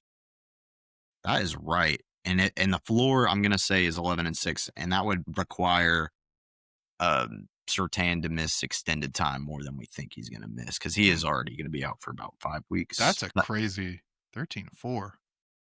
We are leading the league in 2 sacks. losses halfway through the season, I guess. Sacks. We are, the only reason we are where we are is because we put the other quarterback on the ground. And that's what you got to do. That can result to wins. It is ball. Yeah. Yeah, that is ball. Also, we had a crazy Raiders-Jags game. Longest field goal in NFL history has been made. 68 yards, I believe it was. I thought it was 67. They had to round up. Yeah, it was 67.7. 67.67 yards. Also, yeah, that was a crazy game. Any opinions on that, or the field goal is all really out? Well, yeah, I mean, I put it in there for the field goal, but also had some interest in the Las Vegas Raiders in that game. I really thought that was a game the Raiders could kind of catch the Jags on, and they almost did. I had a lot of interest in that 2-point conversion at the end of the game. Didn't fall the Raiders' way, but should have really good game. Almost ended in a tie. Probably should have. I think there's 30 seconds left during that 2-point conversion. So just a wild game. So just after I finished doom scrolling the Broncos schedule, I went to go check out some of my fantasy players after their performance on Sunday. Brock Bowers had 43.5 points for the whole season going into this game, and then he doubled it in this game alone, which is kind of crazy. I don't know why I was looking at all of his stat lines before that to add up those numbers. Who would do that? You're a psychopath, but I might be that manager. Who would do such a thing? But Brock Bowers is essentially the Undertaker, and he is alive, and he might put me back into a race that I need. I'll follow that up by saying, I drafted Ashton Genty, and I thought Ashton Genty was going to have a great year. He's had a very underwhelming year, but I'm going to put a lot of that on the fact that they had no offensive pieces, and I really think, we're not a fantasy advice podcast whatsoever. Definitely not. I think we're bottom 3 in the league we're playing in. But I would say, if you got two past champs, I won it last year. Third place finish last year. Did I win it last year or the year before? I was 2 years ago. So this is our 2 years ago. Third year doing, or this is our fourth year doing it. I won the inaugural. Dylan won the second, and another guy from our hometown won it. So it's staying in the city. It's like a general Atlanta league, I guess. Who cares? I can say that, right? Yeah. But some of us are from a certain area north of Atlanta that dominates the league. Dalton. Yeah. Carbon capital of the world dominates. Thompson tough. Thompson tough. Love it. And I thought I was going to win the league this year, and I'm currently 0-9, 0-8. About to be 0-9. Yeah. Yeah, no, I'm 0-9. Now, if you go inverse, if you win, if you lose every game, I would argue that's more impressive. That's more impressive. Like, to not luck up and just win a single game in a year, I would argue is more impressive than going undefeated. Yeah. And it's not like you're updating you're making moves. Yeah, you're I'm trying. your lineup. I'm actually trying. That's insane. That's actually kind of crazy. It just seems like every move I make is wrong. I picked up Tyron Tracy, started him, left Rico Dowdle on the bench. Man, well, my can't heart always goes get out. What you want. Yeah, can't always get what you want. Speaking of, my heart goes out to the city of Toronto. That was a crazy game 7. That was crazy. I caught the end of it. I was watching BAWL, so I didn't see. I was watching football, so I didn't see the beginning of it. But crazy ending to game 7. I feel bad. I did not want. I'm so sick of LA. There's got to be something done in baseball. The money. There's too much money just being thrown everywhere. It's making me sick. Well, I have a very, very easy way to fix this that I genuinely think is probably going to be the solution at the next CBA, the collective bargaining agreement for the players. Just get rid of deferred payments. Like, just ban deferred payments. If you ban deferred payments, then Shohei is not making, $600 million after his contract is up. And they have to pay that money outright, which I don't give a shit how rich you are. You're not going to pay somebody damn near $100 million a year. Just not going to do it. So to me, that just feels like the easiest way to get around this and to just stop this. Now, I know there's a lot of stuff that goes into that, and I know that that's probably not feasible, but to me, it feels like just the most simple and logical way to get rid of this. I think it's probably not feasible. You think about all the payments that are deferred right now, they would all essentially have to hit at the same time. I'm saying like you could leave them all. Like if you could leave them all right now and just say from now going forward. Yeah. But it's just to me, it's so rough. I mean, whenever you got a team like the Dodgers, and I can tell you exactly what the Dodgers owner is thinking right here. I'm going to defer all this money. When that contract is up and whenever it comes time to pay, I'm going to sell the team so I don't have to pay it. Yeah, but think about if they keep winning, like how much more money he'll have. But, and inflation. That $600 million is going to be like 2 cheeseburgers here in a few years. Yet. So. Yeah, I don't necessarily hate the situation we're in the MLB. It sucks, but Toronto lost that game. It was less won by the Dodgers. They made good plays defensively that kept them in that game, and they executed in the moment. Miguel Rojas is an amazing story too. You look at the stars for the Dodgers. Freddie had a big moment in Game 3. Speaking of Game 3s, I'll have a fun nugget for us after we cover baseball here. But Miguel Rojas, this guy wasn't in the lineup for any of these games, hadn't really had a good year. Going into year 30, or not year 37, is year of life 37. He delivered on the biggest stage imaginable, and that's 9th inning, down 1, trailing, and hit a home run. And it doesn't get much sweeter than that. And then we talk about, the only time I ever somewhat was rooting for the Dodgers in this was during that 18-inning game, Game 3. Will Klein, oh my gosh, talk about a guy that just got thrown on the roster. No shot in hell he pitches in the World Series. They were never going to use him. He was just going to be there just in case they needed a guy. And I'll be damned, they needed a guy. And that dude went out. He threw, 4 innings, I think 64 pitches, like almost damn near tripled his most pitches thrown in a single game and got a win. Will Klein got a World Series win. What if I told you that 18-inning game was decided during the national anthem? Whoa. Oh, I've heard this. This is interesting. Go ahead, Mr. Statman. Give it to us. 2018, Game 3, World Series. Brad Paisley comes up to play the national anthem. 7 years later, not necessarily to the date. It might have been to the date. Look it up. Google it. Google me. 2025, Game 3, World Series. For the record, the Los Angeles Dodgers were playing against the Astros in 2018. Brad Paisley does the national anthem, Game 3, 2025. Dodgers are playing in it. It was an 18-inning game in 2018, Game 3. It was an 18-inning game, 2025, Game 3. Let me tack on to this. Very I don't know strange. if you saw the whole thing. Elkins, every single postseason game he's sung the national anthem at has gone to extra innings. Whoa. I think it's like I think it's 4 or 5. I did not know it was that many games. Yeah, I saw what Elkins said, but I didn't see that part. Yeah. Literally, there was like 5 different pictures of him singing. Every single one of them was extra innings. That's insanity. Nuts. But Crazy. If we're on the while we're still on baseball, Elkins has got the Braves jersey on. There has been some breaking news out of Atlanta today. The Atlanta Braves have found their manager internally. Walt Weiss will be managing the Atlanta Braves for the 2026 season.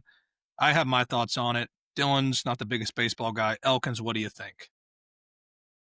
I had a feeling we were going to go this route. We went this route with Snicker. It has kind of been a tradition for the Braves. I like it. I love it. Until we catch them sleeping in the dugout in a crucial division game, whatever. I don't have a problem with it, but it's kind of sexy to look at these potential managers we could have had. I like former players. I'm a big fan of seeing, your David Rosses of the world go win a World Series with the Cubs and then go manage a team he played for in the past, or, it's cool to see that. Look at Cleveland now with. Can I just say thank you for not putting me on the spot there? No, yeah, no, I know you're not a. I know you're not a big baseball guy. I was sitting here. I was like, oh, who'd they hire? No, but I mean, like you said, a former catcher and Stephen Vogt with the Cleveland. Absolutely right. With the Cleveland Guardians. I like that. But I mean, personally, and to me, this almost could be. It's a safe move. It's a very safe move that Alex Anthopoulos has made. But I like the move. It's somebody that knows the organization. It's somebody that's been here. It's somebody that has managed before, even if it didn't go the greatest in Colorado. At the end of the day, I think this is a guy that is going to get you to the postseason, because at the end of the day, it's going to come down to those players on the field, right? As long as he can go and he can make the right calls out of the bullpen and we give him a good bullpen to work with, you don't really have to do much. So yeah, I feel like these recent players that are freshly retired from playing the game have the best feel for the game, but it's important to have somebody that has familiarity with the franchise, and it'll be interesting. But I think you're absolutely right. It'll come down to the 9 players we put out there and the guys we got in the pen and coming out to start. So baseball is just a blink away. We've got about 4 months and we'll be back to it. And then, I mean, a lot of Braves fans are upset. They wanted Alex to go in there and buy out Travis d'Arnaud's contract and bring him back. But personally, I think what's going to happen is I do think you'll see Travis on this coaching staff after he retires. And I think you give him, 4 or 5 years, he might be managing the Braves. We got all of January and February to drink these in, along with NFL playoffs around the corner. So, all right. Well, let's get into our sport court. I'll go ahead. I got it. Mine's probably the shortest, the easiest, and yeah, it's nothing to it. I'm suing myself for allowing my heart to get too into football again. It really feels like I forfeited my happiness for the rest of the year. That's how it feels like. Like I feel like I have nothing left to look forward to. Like my NFL got stripped from me week 1. And now I have to watch this team play for 4 or 5 more weeks. And I got nothing. There's nothing the joy that you should have when you wake up on Saturday morning, knowing your team has a game. I don't have that anymore. That's what sucks. Like there's not we just got to win this one. Keep winning. It doesn't matter. It doesn't matter what happens to us. Like the rest of the season's pointless. Yeah, I'm suing myself. I got way too into it again, and now I have to be miserable. You know what? I'm not ashamed to say it. Yesterday, I listened to Christmas music most of the day. Wow. That's where I'm finding my joy, I think. You just got to look ahead. I'm not even thinking about Thanksgiving. You know why? There's football games played on Thanksgiving. And I'm not going to be excited about it. There's football played on Christmas? Don't tell me that. Don't tell me that. But Christmas trumps football. I think football trumps Thanksgiving. Christmas trumps football in terms of importance. Hot take. Get the damn pro sports off of Christmas. Right. Especially, yeah, nobody wants to play on Christmas. I feel bad for the athletes. But yeah, I'm depressed. I'm suing myself. I got too into it. My restitution is that you have to get too into ball basketball. That's right. 76-61.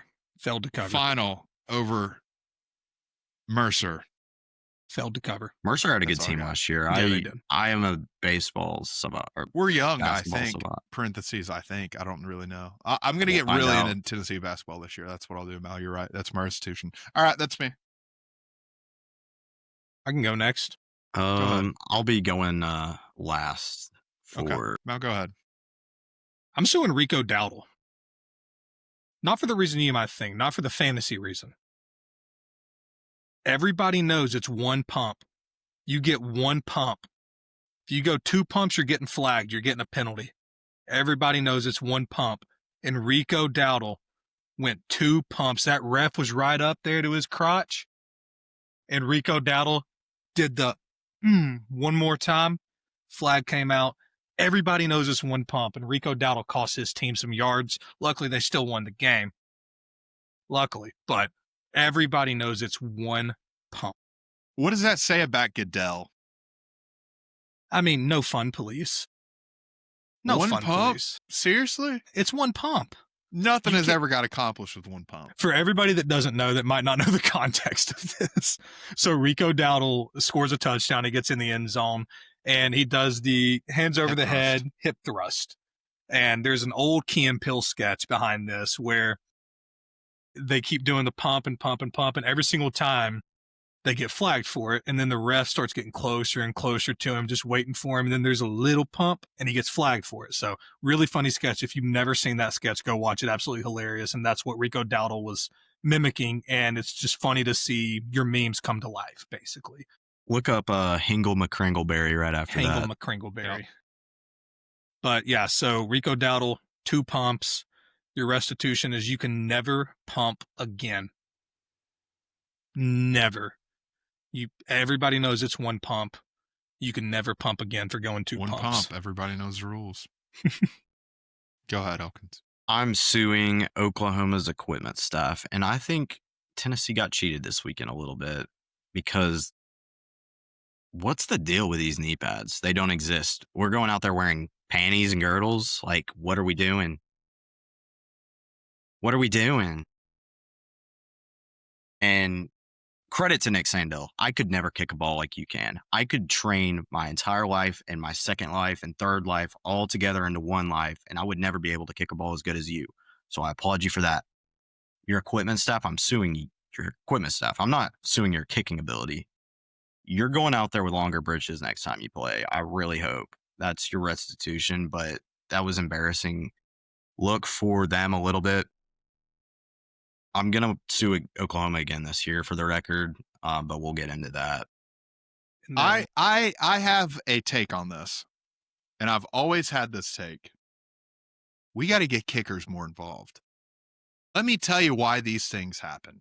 Let me tell you, because I've seen it, and I've seen it quite a lot in my life. There's going to be days where it's 98 degrees, and you're on turf, and it's like 115 degrees. People are falling out left and right. You look over at the special teams players. You look over at the kickers, the long snappers, the holders. They're over there doing soccer drills, or they're over there sitting down next to the water cooler, chit-chatting.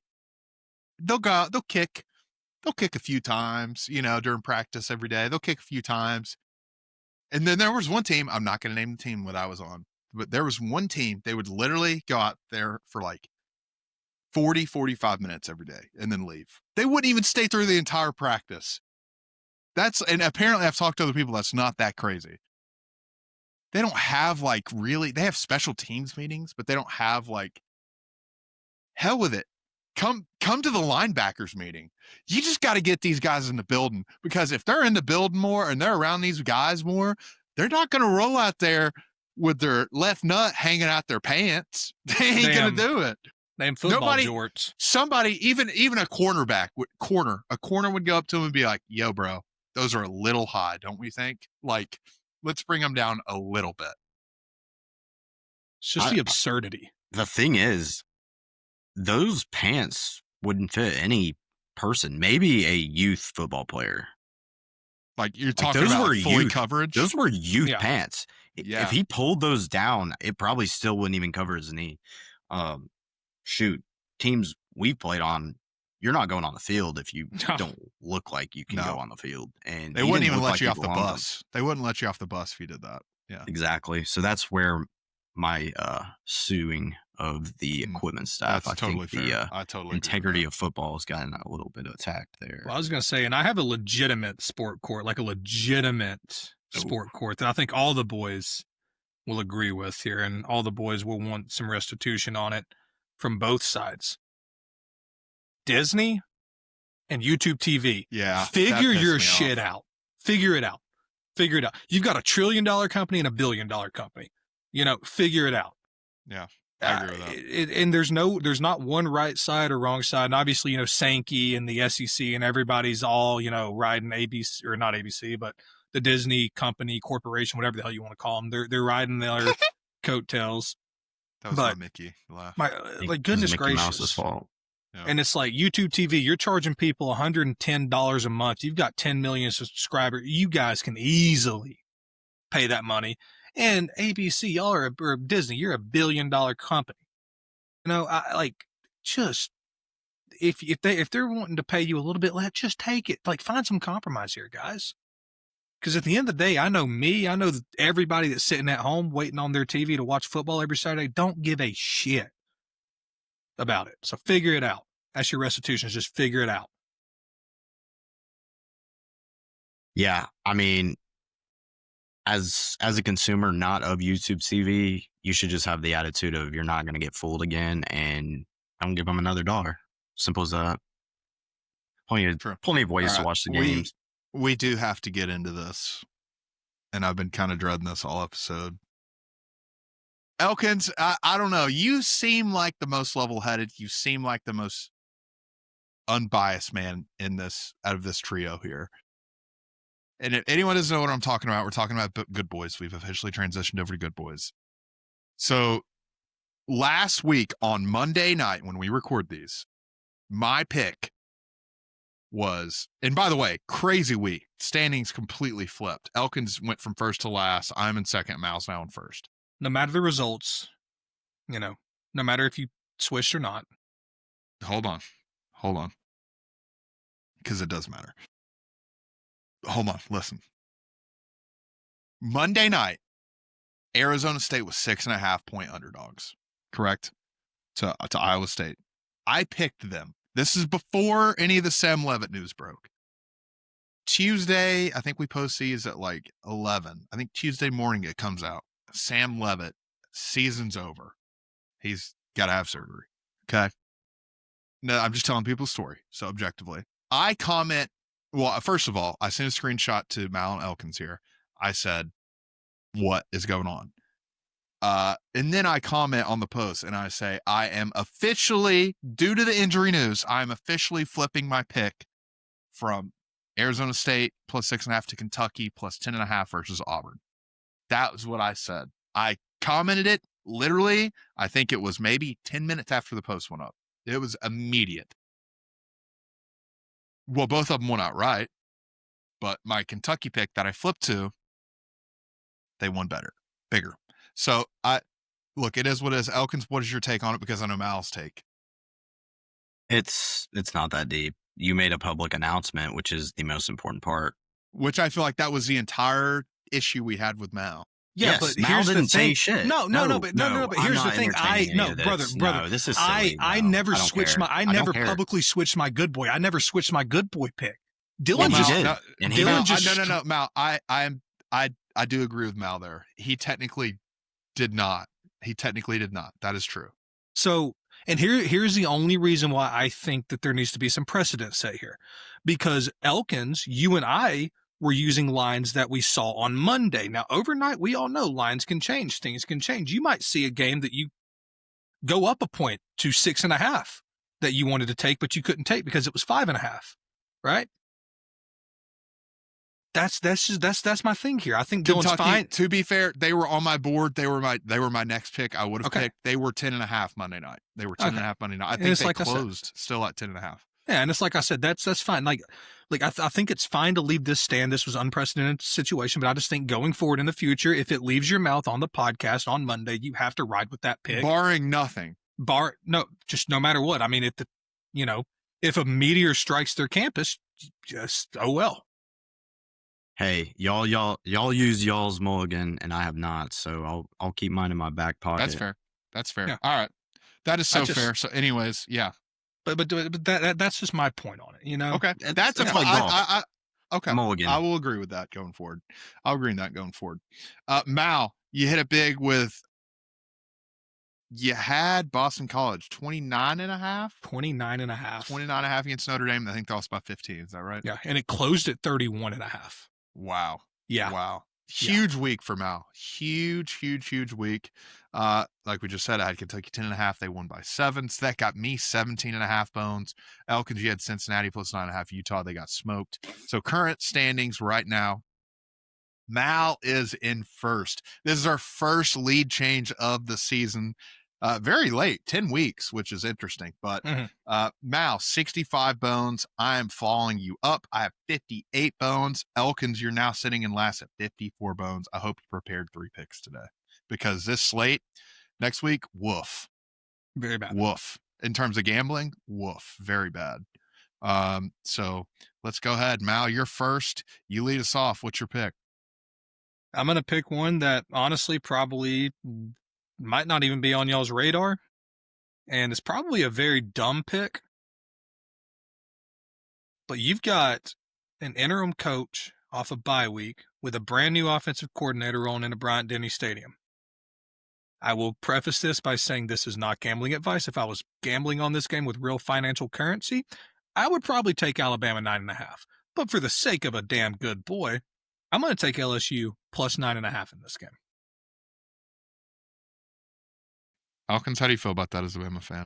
I'll leave my Venmo in the comments section below. I said I'm not putting real finance. I said I'm not putting actual monetary. I'm not putting a monetary investment on this. That was great. All right. In fact, I probably will, and I will preface this right now. I probably will be betting Alabama in this game. But for that's your punishment at the end of the year. Yeah, for the sake of a good boy, I'm taking LSU because I think that this could be one of those little spots where LSU's had 2 weeks to prepare, brand new interim coach, brand new offensive coordinator, could be some new offensive schemes in there. Garrett Nussmeier could be utilized a little bit better than he was in the past.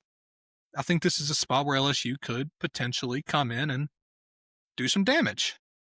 So, leaving it at that. Okay. There you go, Mal. All right. This one is an interesting one here, and I've never picked second. This is an interesting feeling. This one is not going to be on anyone's radar, I don't think. And I usually have a nose for these games, and I had mentioned this team as an honorable mention early on in the year, and it hit. I'm going to go with the Temple Owls. The Temple Owls are traveling to New York. They're going to play Army, 4-4 Army. But there's one guy I want to highlight here, and he's the difference maker in this game. His name is Evan Simon. He is the quarterback, senior quarterback for Temple. Let me read you this guy's stat line right now. So the yardage is not impressive, but just hold on. 1,690 passing yards, 21 touchdowns, 1 interception. Wow. 1 interception. This is, and I said this back, I think he had 16 passing touchdowns and 1 interception back when I said they were going to keep it close with Navy. And they did. This Temple team, they're 5-4, but I think they're a lot better than their record. You look at their last floor, they got demolished last week against ECU, which is also why I'm taking them in this spot. Usually in college football, it's really weird. If you get absolutely pummeled and you're not an actual terrible team, the next week you always come back and play a little bit better. That was kind of my sentiment. I think I can't remember who I had the same thing kind of happen this past. Oh, App State is when I took App State. They got killed. They got heartbreaking loss. Next week came back and played better. Yeah, lost Navy 32-31. That was a game I highlighted. They probably should have won that. Beat UTSA 27-21. This Temple team is a good team. They're a good team. They can offensively sling the rock. And I think I like them to win out right here. They're 6.5-point dogs. So give me Temple 6.5 points versus Army this weekend. I like it. And this is an Army team that, hasn't really looked too good this year. Nope. I mean, anytime you lose to Tarleton State, that's an issue. They're kind of walking through the season. Yeah, I mean, honestly, ultimately, I know you're pointing out the quarterback, but this game is not going to be won on offense from Temple, in my opinion. It's going to be won on defense.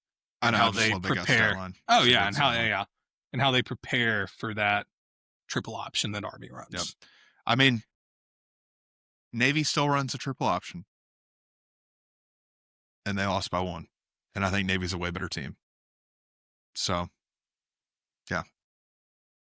Elkins, what do you got, buddy?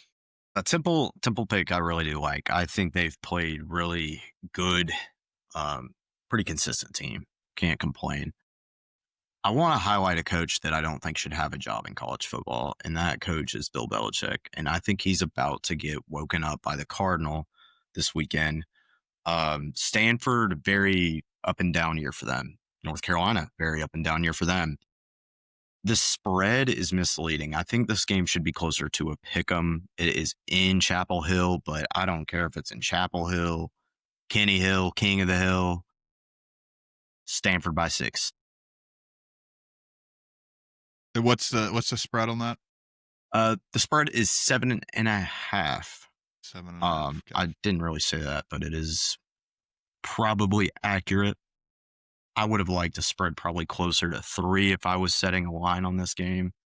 Two very inconsistent teams. Stanford could lose easily. I said that last week about Cincinnati. They could have easily lost, and they lost bad. Utah is a tough team to beat on the road. I liked Sorsby, who had 20 touchdowns, 1 interception, really attractive stats.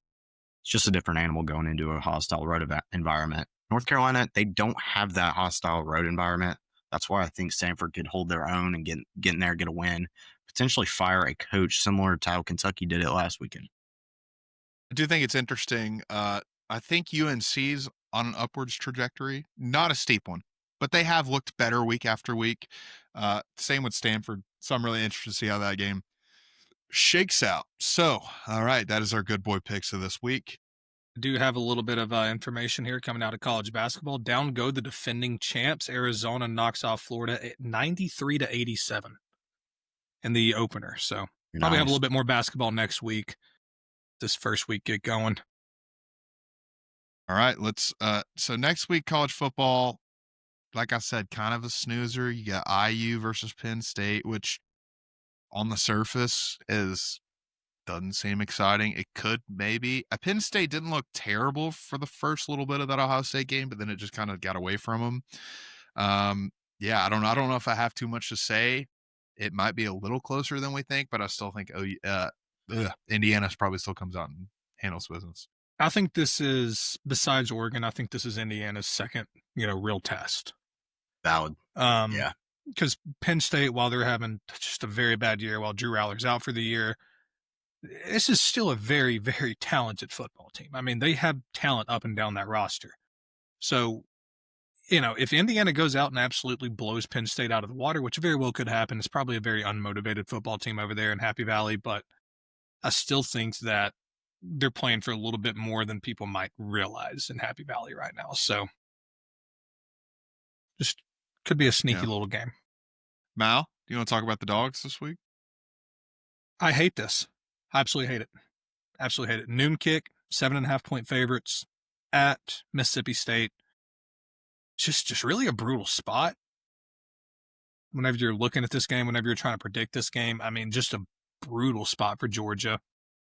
Feels like one of those spots whenever Alabama went on the road last year to Vanderbilt for a team that, was probably a little bit better than they were given credit for. And Is Mississippi State even anywhere close to the talent of Vanderbilt? No, which is weird to say, but still feels like a spot where if Georgia doesn't come out and play a good football game, they could get got. Definitely an honorary good boy here, not because of the spread, but because they're both dogs. Yeah, that's fair. That's a good point. I always like seeing Mississippi State and Georgia play for that reason, but I think this is one of those things where Mississippi State is going to look very similar to how they played Arizona State earlier this year. They came out scorching hot. They were up 17-0 against Arizona State and then began trailing. I think that'll happen again here. Give me the dogs by 4 points again to probably hurt someone's feelings. Georgia has not been good at covering the spread. This was almost my good boy because of that reason. But dogs are too. Which dogs am I talking about? The dogs are winning this game. I guarantee it. There you go. That is a no. But I mean, like, guarantee. And I mean, it's just so rough, man. I mean, you're talking about a Mississippi State team that really should have beat Texas. I mean, Starkville's got a little magic going on down there. Took us to the wire, took the Vols to the wire there. Yeah, I mean, took Florida to the wire, which Florida's still a much better football team than people give them credit for. But I mean, yeah, this is a weird spot for Georgia. I'm not really a big fan of it, but hopefully they go out there and just finally play a complete 4 quarters of football and win this game by 20 plus points. And we're talking about how good Georgia is next week. It's not going to happen. Disclaimer. Mal, I also have come to understand it that you have pretty strong feelings about this BYU Texas Tech game. What's your take on it? I think Texas Tech is going to roll them. I genuinely think Texas Tech is about to roll BYU. I don't think I would be that surprised by this. I'm not 100% sold on this Texas Tech team. I said that earlier when we were ranking them. But if I say that about Texas Tech, I think I'm even more not sold on this BYU team. Even though I love the Mormons, I love the idea of it. BYU sounds like a super fun place. I'd love to go to BYU. I'd love to check it out. I've heard it's awesome. Not sold on the team, unfortunately. I think this is, if anything, a very sneaky game on the flip side. However, BYU's not sneaking up on Texas Tech. They're going to be very prepared for this game. BYU has got the players to match up with Texas Tech. So this is going to probably be, I don't know what game day is, but this should be game day. This is game day. Gotcha. Yeah. That is probably the edge Texas Tech needs to win this game. That being game day gets the hype. Lubbock is going to show out for this. It's going to be a fun game to watch. I really hope BYU tests them. It could be a blowout. It could be a shocking upset. And I wouldn't even call it that shocking. BYU, again, they've probably got the best freshman quarterback in the country. I mean, what other freshman comes to mind that's playing as good as this Bachmeier kid? I mean, I think the real question of this game, and this is probably why I'm going to be tuned into this game, the tortillas. Do we think they say, to hell with the $100,000 fine, throw them? Game day is back for the first time in 17 years. I think Josh Pate's going out there. Everybody's out there. Everybody's going out to Lubbock for this game.